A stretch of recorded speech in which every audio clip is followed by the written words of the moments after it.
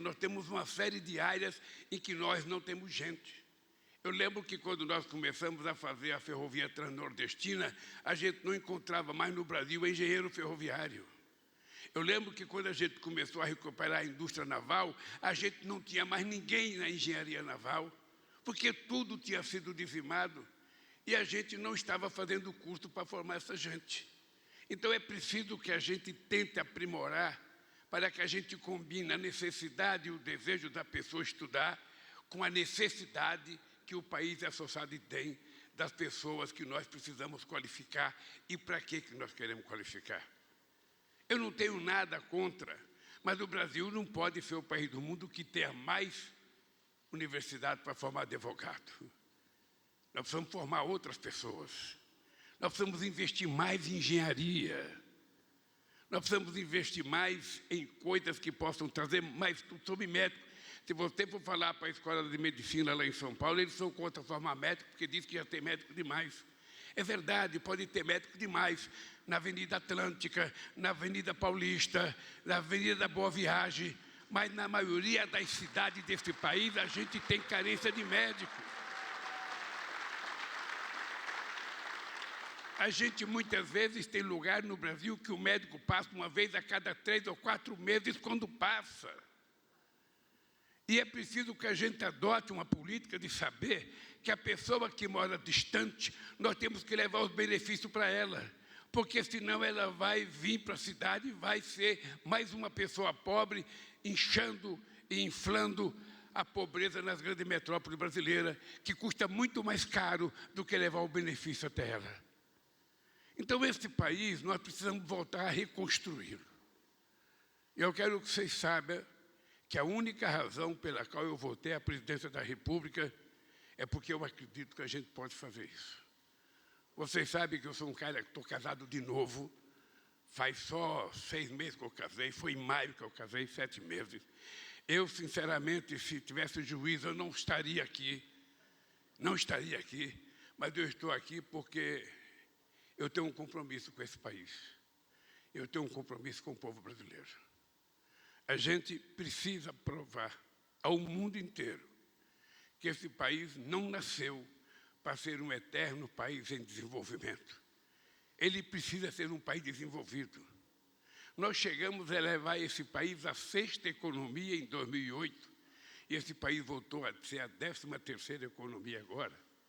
Nós éramos motivo de orgulho e, por isso, eu sou o brasileiro que mais ganhei título de doutor honoris causa pelo que nós fizemos na educação no período que eu fui presidente da República.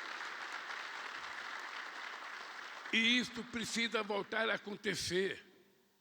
Não adianta me dizer, mas o FIES estava custando 5 bilhões, já tinha uma dívida de 5 bilhões. Não tem problema. Não tem problema. Porque no FIES, eu não sei se vocês se lembram, os estudantes não pagavam durante todo o período que estava estudando. Depois que ele parava de estudar, um outro período, do mesmo período que ele estudava, ele também fica sem pagar, ele passava a pagar depois.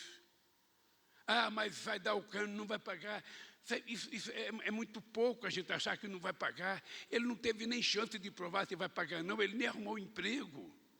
Mas se o país tem tanta tolerância com os ricos que devem nesse país, por que a gente não tem a compreensão de que um jovem que se formou pode pagar sua dívida? O Brasil tem quase 2 trilhões de dívida que as pessoas não pagam.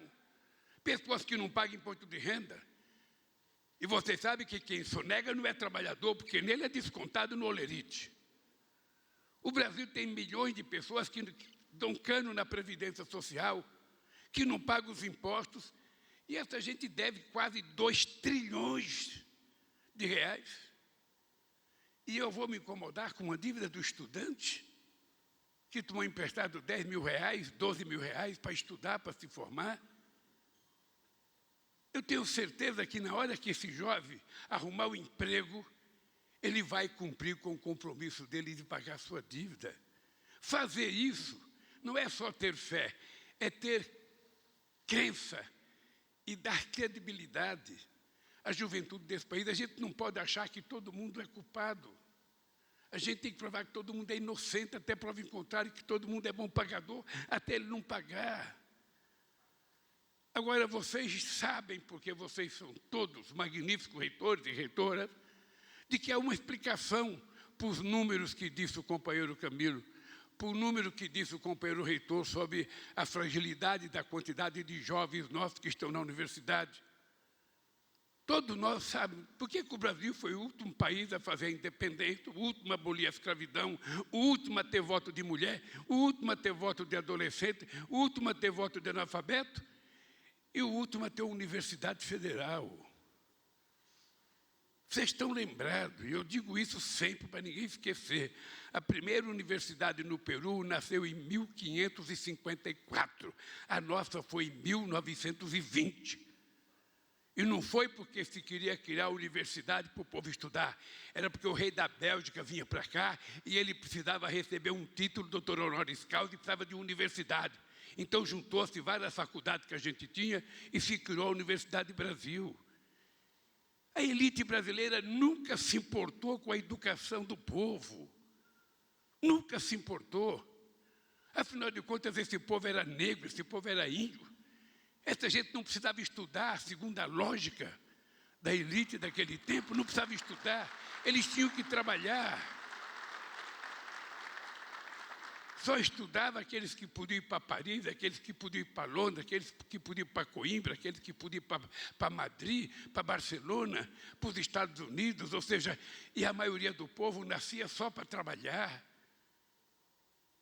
Esse país nunca será grande se a gente não virar essa página da história e fazer o que nós conseguimos provar, que uma filha de uma faxineira pode ser médica, que um filho de um pedreiro pode ser engenheiro, que um trabalhador de cemitério pode ser diplomata.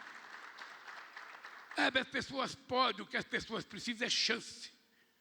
E o governo, o que ele tem que fazer é apenas criar as oportunidades. Abra a porta e deixe esse povo entrar, para a gente ver como é que a gente vai ter um país altamente melhor do que a gente tem hoje. Porque não é possível que a gente não tenha, sabe, indignação com isso. O Brasil é o país da desigualdade. É da desigualdade no salário, é desigualdade no trabalho, é desigualdade de raça, é desigualdade de gênero, é desigualdade, sabe, entre mulher e homem, é desigualdade na educação, na universidade, no ensino. Tudo é desigual. Uns podem tudo e uma grande maioria não pode nada. Uns conseguem juntar bilhões e os outros não conseguem tostões. É esse país que nós temos que mudar. Qual é a explicação do nosso país, que é o terceiro produtor de alimento do mundo e o maior protetor de proteína animal do planeta, ter 33 milhões de pessoas com fome, ter 105 milhões de pessoas com algum problema, sabe, de desnutrição, e a gente ter pessoas na fila do açougue pegando osso? Qual é a explicação? Da mesma forma que eu dizia que a seca não era um fenômeno da natureza, mas a fome causada pela seca era a falta de vergonha de quem governava esse país. A mesma coisa eu digo agora. A fome neste país não é um fenômeno da natureza, porque o Brasil produz alimento suficiente para o seu povo. O que falta, na verdade, é dinheiro para as pessoas poderem comprar. O que falta, na verdade, é a gente qualificar melhor a nossa pequena e média propriedade para que ela possa produzir mais e cada vez com mais qualidade. Não sei se vocês sabem, a nossa querida e heróica Embrapa só tem 2% de investimento, o resto é tudo custeio.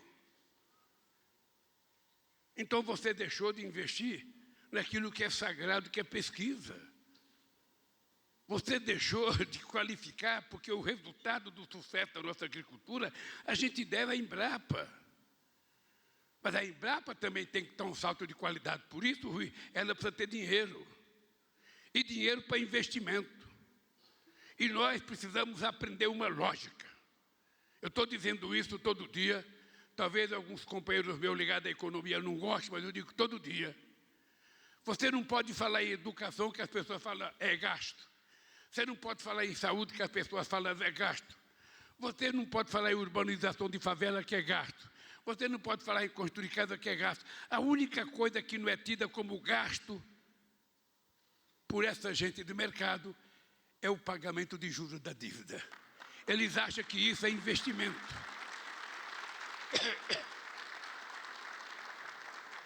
Qual é a explicação da gente ter um juro de 13,5% hoje?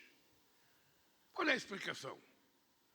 O Banco Central é independente, a gente poderia não ter nem juro. Não é verdade? Por quê? A inflação está 6,5%, 7,5%, por que o juro está 13,5%? Qual é a lógica?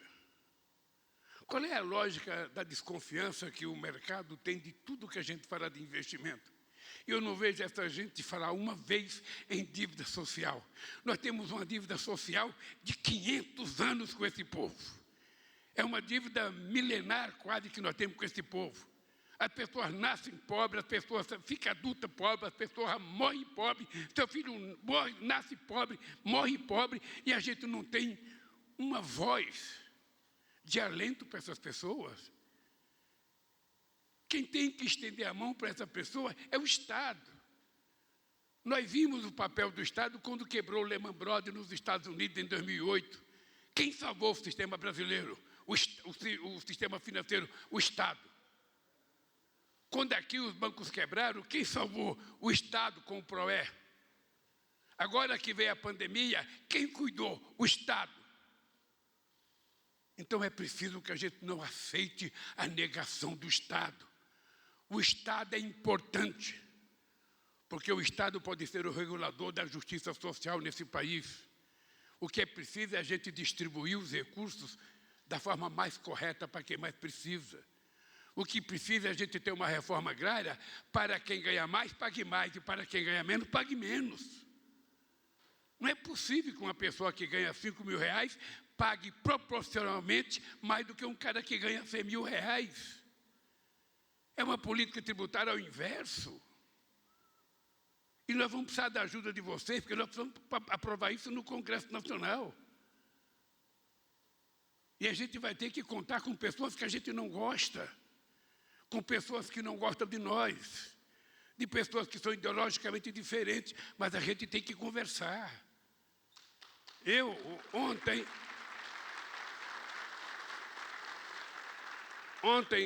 numa entrevista que eu dei para a Natuza, na Globo News, ela perguntou quem era a minha base. Eu falei, a minha base são 513 deputados e 81 senadores. Porque eles não tomaram posse ainda.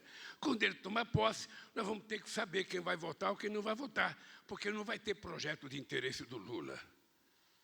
Não vai ter projeto de interesse do Rui, da Luciana, do Camilo, do Márcio. Não. Os projetos são de interesse do povo brasileiro. E nós queremos conversar com todo mundo para votar favorável. E nós vamos precisar que as universidades brasileiras discutam isso também. Hoje, nesse mundo do trabalho, esse mundo quase que invisível, só para vocês terem ideia, nos anos 80 eu trabalhava na Volkswagen, tinha 44 mil trabalhadores, hoje tem 7 mil trabalhadores, e produz o dobro de carro que produzia em 2016. Então a tecnologia é um benefício extraordinário para o país, para a produção, mas ainda esse benefício não chegou ao povo pobre, porque ele perde o seu emprego e ele não tem formação. Ele vai morar onde? Onde ele pode morar, na beira de córregos e na beira de encosta. Então a gente vai ter que discutir esse novo mundo do trabalho. Esse novo mundo do trabalho, as universidades têm que participar, junto com o empresário, junto com o sindicato, junto com o governo, para a gente desvendar o que a gente vai fazer para colocar essa gente no mercado de trabalho. Porque do jeito que as coisas vão, a gente vai ter uma parte da sociedade não qualificada que não tem o que fazer. E é o Estado que tem que cuidar dela. E a gente não vai criar os empregos se vocês não participarem. O que é essa economia criativa? O que é essa economia, sabe, do terceiro setor? Como é que a gente vai tratar esse pessoal que trabalha de Uber, trabalha de motocicleta, entregando comida e que pensa que é pequenos empreendedores? Como é que a gente vai fazer essas pessoas reconquistarem os direitos? Então, eu queria pedir para vocês que as universidades que a gente deseja nesse país, ela não esteja preocupada apenas com os problemas da sala de aula. É importante que ela se preocupe com os problemas que estão acontecendo também fora da porta da universidade, na rua que a gente mora, na cidade que a gente mora. É esse novo educar que nós precisamos no Brasil. Então, as universidades precisam se importar com tudo também. E eu acho, por exemplo, a questão ambiental. Há 20 anos atrás, a questão ambiental era uma coisa de uma elite muito sofisticada. Hoje não, hoje a questão do clima é uma necessidade de sobrevivência da humanidade. Isso está no currículo escolar das nossas universidades, está no currículo das nossas crianças na escola? Não está. Como não está a questão do racismo? E se a gente não colocar isso para ser matéria de debate nas escolas, a gente não forma. A gente não forma a pessoa com lei proibitiva. A gente forma a pessoa com educação. Se a pessoa aprender na idade certa o que é a questão climática e o que é a necessidade de não poluir o planeta, a gente está salvo.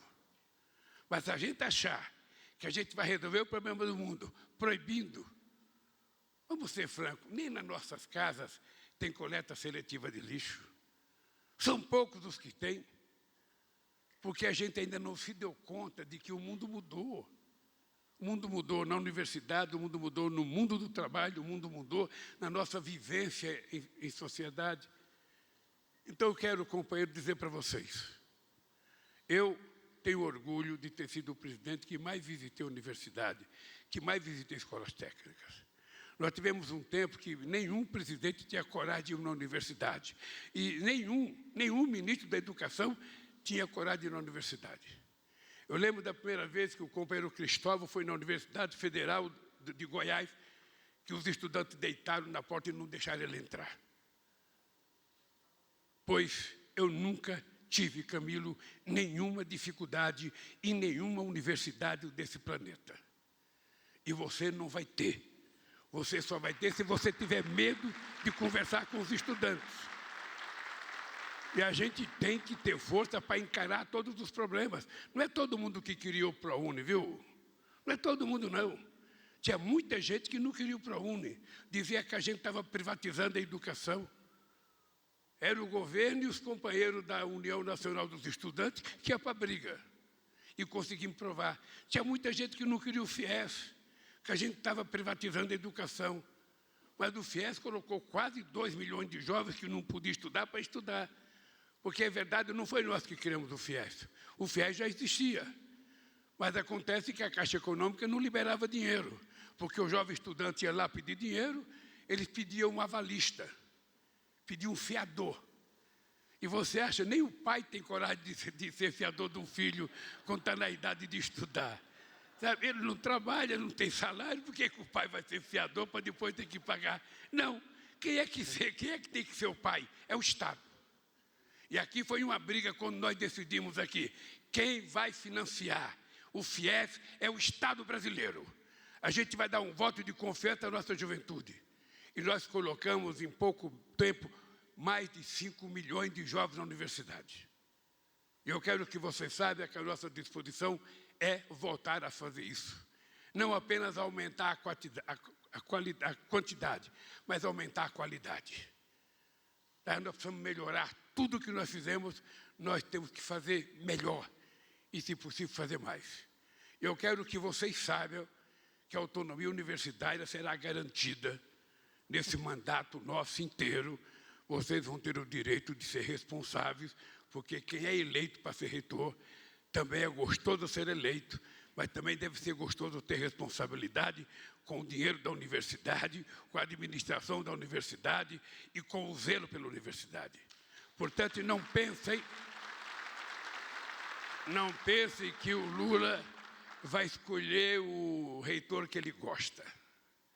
Quem tem que gostar do reitor são os professores da universidade, são os funcionários da universidade, é a comunidade universitária que tem que saber quem é que pode administrar bem por ele. Isso eu posso garantir para vocês, vocês vão ter. E posso garantir para vocês,